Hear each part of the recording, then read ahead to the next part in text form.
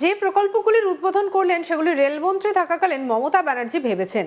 Metro রেলের সম্প্রসারণের স্বপ্ন যিনি দেখেছেন, যিনি টাকা বরাদ্দ করেছেন, সেই মমতার নাম অন্তত একবার উল্লেখ করা তো উচিত ছিল। বাংলার ঘরের মেয়ে, সেই সৌজন্যটুকু দেখাতে পারলেন না নরেন্দ্র মোদী। মেট্রো সম্প্রসারণের স্বপ্ন দেখানো বাংলার মুখ্যমন্ত্রী মমতা ব্যানার্জির নাম একবারের জন্য উল্লেখ না করায় প্রধানমন্ত্রীকে বিঁধল তৃণমূল। শুক্রবার বিকেলে বঙ্গ সফরে মেট্রো রেলের অরেঞ্জ লাইনে নিউ গড়িয়া থেকে বিমানবন্দর, গ্রিন লাইনে সেক্টর 5 থেকে হাওড়া ময়দান এবং ইয়েলো লাইনে নোয়াপাড়া থেকে বারাসাত রুটের উদ্বোধন করেন প্রধানমন্ত্রী নরেন্দ্র মোদী। বিগত 16 বছর আগে রেলমন্ত্রী হিসেবে বাজেট প্রস্তাবের পাশাপাশি এই মেট্রো প্রকল্পগুলির অর্থ বরাদ্দ করে কাজ শুরু করিয়েছিলেন মমতা ব্যানার্জি।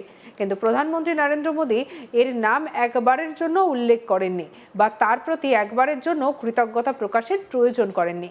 তৃণমূলের দাবি, ভোটের আগে স্রেফ নির্বাচনী ফায়দা তুলতে ঢাকঢোল পিটিয়ে এই 3 নম্বর মেট্রো রুটের উদ্বোধন করেন মোদী। তিনি এই প্রসঙ্গে শুক্রবার সাংবাদিক বৈঠকে তৃণমূল নেতা কুণাল ঘোষ সাংবাদিকদের মুখোমুখি হয়ে বলেন, যে প্রকল্পগুলির উদ্বোধন করলেন সেগুলি রেলমন্ত্রী থাকাকালীন মমতা ব্যানার্জি ভেবেছিলেন। মেট্রো রেলের সম্প্রসারণের স্বপ্ন যিনি দেখেছেন, যিনি টাকা বরাদ্দ করেছেন, সেই মমতার নাম অন্তত একবার উল্লেখ করা তো উচিত ছিল। বাংলার ঘরের মেয়ে, ভোটের আগে নিজের উদ্বোধনী ফলকে নাম লেখাতে এসেছেন। বাংলার জন্য যিনি এত বড় কর্মযজ্ঞ করেছেন, তার নামটা তো অন্তত একবার কৃতজ্ঞতা স্বরূপ নেওয়া উচিত ছিল। সেই সৌজন্যটুকু দেখাতে পারলেন না নরেন্দ্র মোদী। কি বলছেন কুণাল ঘোষ, শুনব। যে প্রকল্পগুলো করতে এলেন মমতা বন্দ্যোপাধ্যায়, প্রাক্তন রেলমন্ত্রী, তার তৈরি করা, একবার অন্তত তার নামটা তো বলা উচিত ছিল বাংলার ঘরের মেয়ে। মেট্রো রেলের যে সম্প্রসারণের স্বপ্ন মমতা বন্দ্যোপাধ্যায় দেখেছিলেন, যেগুলো নিজে হাতে করেছেন, ভেবেছেন, টাকা বরাদ্দ করেছেন, আপনারা এত দেরি করেছেন। ভোটের আগে নিজের উদ্বোধনী ফলকে নাম লেখাতে এসেছেন। তো যে মহিলা, যে নারী, বাংলার যে অভিভাবক, বাংলার জন্য এই কাজটা করে গেছেন, এত বড় কর্মযজ্ঞটা রেলের, তার নামটা তো কৃতজ্ঞতা স্বরূপ উচ্চারণ করা উচিত ছিল।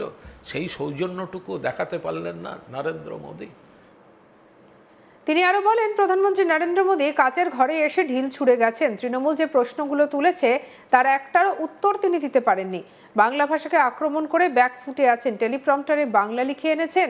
আর যিনি বলেছেন বাংলা ভাষা কোনো ভাষাই নয়, সেই অমিত মালভিয়াকে পিছনে রেখে তিনি বলেছেন, কি বলেছেন শুনবো। কাঁচের ঘরে বসে ঢিল ছুড়ে গেছেন।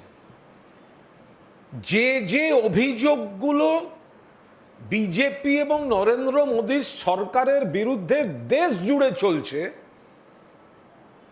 যেগুলোর উনি কোনো উত্তর দিতে পারেন না, উনি সেই কথাগুলো বলছেন অন্যের দিকে আঙুল তুলে। কাঁচের ঘরে বসে ঢিল ছুড়লেন। তৃণমূল কংগ্রেস যে অভিযোগগুলি তুলেছে, প্রশ্নগুলি তুলেছে, একটা উত্তর দিতে পারেননি। বাংলা ভাষাকে আক্রমণ করে ব্যাকফুটে আছেন।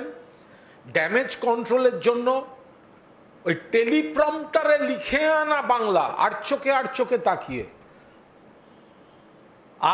তাকিয়ে, মুখ এদিকে, চোখের মনি এদিকে, বাংলা টেলিপ্রম্পটারে লিখে আনা বাংলা বলছেন। পেছনে অমিত মালব্য, যিনি বলেছেন বাংলা ভাষা কোনো ভাষা নয়, বাংলা ভাষা মানে বাংলাদেশি ভাষা। যে বলছে বাংলা ভাষা ভাষা নয়, তাকে পাশে নিয়ে টেলিপ্রম্পটারে লিখে আনা বাংলা বলে উনি কি বোঝাতে চান? বলছেন দুর্নীতি নিয়ে। আমাদের সর্বভারতীয় সাধারণ সম্পাদক অভিষেক বন্দ্যোপাধ্যায় আগের দিনই বলেছেন, হেমন্ত বিশ্ব শর্মা থেকে আরম্ভ করে, মহারাষ্ট্র থেকে অজিত পাওয়ার থেকে আরম্ভ করে, বাংলার তথাকথিত বিরোধী দলনেতা থেকে আরম্ভ করে, যাদের বিরুদ্ধে অভিযোগ বিজেপি আঙুল তুলেছিল গ্রেপ্তারি চেয়ে, তারা তদন্ত এড়াতে বিজেপিতে গেছে এবং তারা নরেন্দ্র মোদীর দলের দিকে বসেছেন। উনি দুর্নীতি নিয়ে বলছেন। প্রধানমন্ত্রী মোদীকে কটাক্ষ করে মন্ত্রী শশী পাজা বলেন, বাংলা যে আওয়াজটা তুলেছে সেটা হলো ক্রেডিট দিদি, নট মোদি। সেটা কানে পৌঁছয়নি। কি বলেছেন শুনবো। প্রধানমন্ত্রী বোধহয় বুঝতে পারেননি যে বাংলা কি আওয়াজটা তুলেছে। বাংলা বলছে ক্রেডিট দিদি, not Modi, go back Modi. সেটা তার কানে পৌঁছয়নি বোধহয়। যেটা বললেন ওইটুকু সৌজন্য তিনি দেখালেন না, কারণ মমতা বন্দ্যোপাধ্যায় কিন্তু 2011-12-তে এই পরিকল্পনাগুলো করেছেন, যেটা আজকে বাস্তবের মুখ দেখেছে। আমরা একটু বলি যে আজকে প্রধানমন্ত্রী বলেই দিলেন যে বিগত দিনগুলোতে যে আমি বক্তব্য রেখেছি সেগুলোকে খারিজ করে আজকে বলেই দিলেন যে কলকাতাতে এত আনন্দের একটা পরিবেশ, যেখানে তারা বলছেন যে দুর্গাপুজো হয় না কিংবা দুর্গাপুজো করতে গেলে নাকি কোর্টে যেতে হয়, সেইগুলো সমস্তটা খারিজ করে দিলেন। বললেন এখন দুর্গাপুজো সমস্ত প্রস্তুতি কুমারটুলিতে, সবটা নিয়ে তিনি খুব আনন্দ প্রকাশ করেছেন। কার জন্য এই আনন্দটা? মমতা বন্দ্যোপাধ্যায়ের জন্যেই কিন্তু এই আনন্দটা হয় বাংলার মাটিতে। বাংলা উন্নয়নের কথা বলছেন, আর মাঝে মাঝে বলছিলেন উপহার। বাংলার মানুষ উপহার চায় না, বাংলার মানুষ তার ন্যায্য দাবি, তার ন্যায্য প্রাপ্তি যেটা আছে সেইটার দাবি রাখছে, যেটা 1.93 লক্ষ কোটি টাকা। বাংলার মাটি মানুষ উপহার চায় না, দয়া দক্ষিণ্য চায় না, চায় যে তার গরিবের ঘর যে টাকাটা ছিল, অবশ্যই তারা দিলেন না, সেটা মমতা বন্দ্যোপাধ্যায় দিচ্ছেন। সুতরাং 12 লক্ষ বাড়ি ইতিমধ্যে তিনি দিয়ে দিয়েছেন, 16 লক্ষ এই ডিসেম্বর মাসের সূচনা হবে। সুতরাং বারবার উপহার বলে বলে তারা কিন্তু বাংলার মানুষকে অপমান করলেন। যে প্রকল্পগুলির উদ্বোধন করলেন সেগুলি রেলমন্ত্রী থাকাকালীন মমতা বন্দ্যোপাধ্যায় ভেবেছিলেন। মেট্রো রেলের সম্প্রসারণের স্বপ্ন যিনি দেখেছেন, যিনি টাকা বরাদ্দ করেছেন, সেই মমতার নাম অন্তত একবার উল্লেখ করা যেত। কি বলছেন কুণাল ঘোষ, শুনবো। যে প্রকল্পগুলো করতে এলেন মমতা বন্দ্যোপাধ্যায়, প্রাক্তন রেলমন্ত্রী, তার তৈরি করা, একবার অন্তত তার নামটা তো বলা উচিত ছিল, বাংলার ঘরের মেয়ে।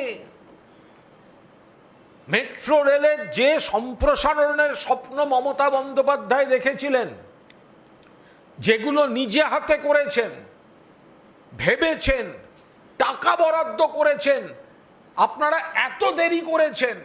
ভোটের আগে নিজের উদ্বোধনী ফলকে নাম লেখাতে এসেছেন। তো যে মহিলা, যে নারী, বাংলার যে অভিভাবক, বাংলার জন্য এই কাজটা করে গেছেন, এত বড় কর্মযজ্ঞটা রেলের, তার নামটা তো কৃতজ্ঞতা স্বরূপ উচ্চারণ করা উচিত ছিল। সেই সৌজন্যটুকু দেখাতে পারলেন না নরেন্দ্র মোদী। সঙ্গে রাখুন আজ তাক বাংলাকে। অন্যান্য খবরের জন্য লাইক, কমেন্ট, শেয়ার, সাবস্ক্রাইব করতে ভুলবেন না।